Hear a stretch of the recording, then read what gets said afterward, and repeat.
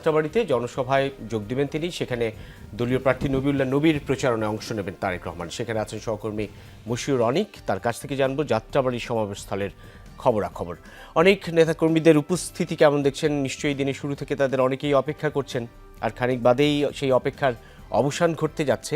তবে সেই অঞ্চলের সাধারণ মানুষ বিএনপি চেয়ারম্যান তারেক রহমানের কাছে কী প্রত্যাশা করে বা তাঁর দল মনোনীত প্রার্থীর কাছে কী প্রত্যাশা করে সেসব একটু জানাবেন। হোয়াইট প্লাস প্রো সেনসিটিভ স্কয়ারে মাঠের বাইরেও তো আমরা এভাবে দেশপ্রেম দেখাতে পারি।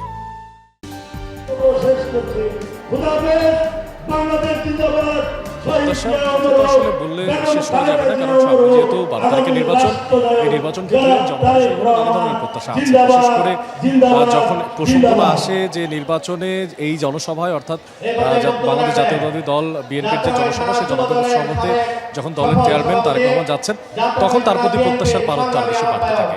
একটু প্রসঙ্গত বলে রাখতে চাই, তারেক রহমান সকাল থেকেই আপনারা জানেন নিশ্চয়ই যে ঢাকার বিভিন্ন জায়গায় অর্থাৎ 8টি আসনে তিনি ঘুরে বেড়াবেন, তার সেই সূচিটি প্রকাশ হয়েছিল এবং তিনি ধীরে ধীরে কিন্তু ঘুরে বেড়াচ্ছেন এবং সে বিভিন্ন জায়গায় তিনি বক্তব্য দিচ্ছেন।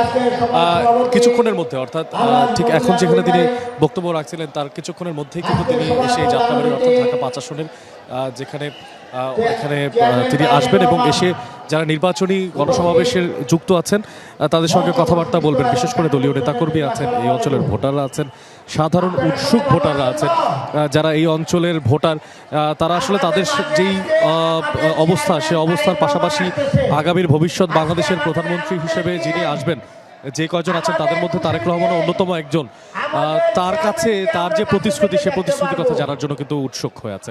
আমরা একজন নারীর সঙ্গে কথা বলছিলাম, যিনি বলছিল যে বিএনপি একমাত্র দল যারা কিনা নারীর কথা বারবার করে বলছেন এবং তাদের কথা আমরা বিশ্বাস করি।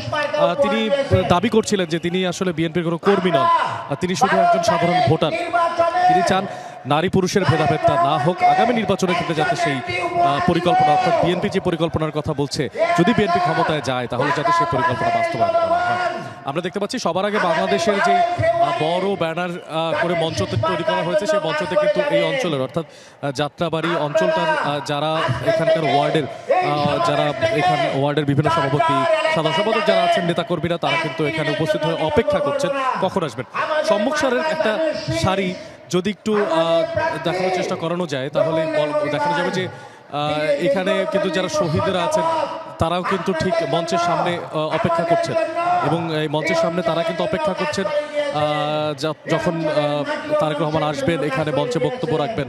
তাদের যেই স্বজন হারানোর স্মৃতি, গুম, খুন, হত্যা, নিগ্রহ, তারপরে যে বিপ্লব, তার যে ধারাবাহিকতা, এই 17 বছরের যে ধারাবাহিকতা, সে ধারাবাহিকতাটা একেবারে সম্মুখ সারিতে বসে তারেক রহমানের সামনে তারা তুলে ধরবেন।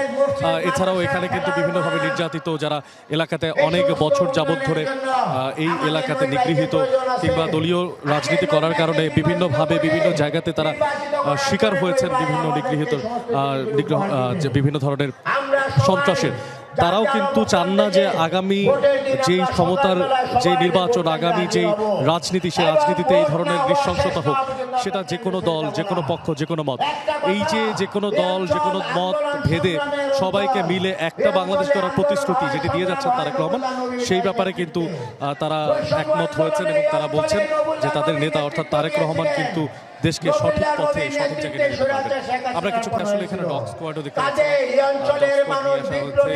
নিরাপত্তার যে সার্বিক ব্যবস্থার কথা যদি বলি, ঠিক মঞ্চের পেছনের পাশটাতে আইন শৃঙ্খলা রক্ষাকারী বাহিনীদের যারা সদস্যরা আছেন তারা কিন্তু কঠোর নিরাপত্তায় অবস্থান করছেন। তারেক রহমানের গাড়ি যখন এসে পৌঁছাবে, অর্থাৎ গাড়ি বহর যখন এসে পৌঁছাবে, ঠিক এই পেছনের মঞ্চের পাশ দিয়ে তারা কিন্তু হেঁটে আসবেন।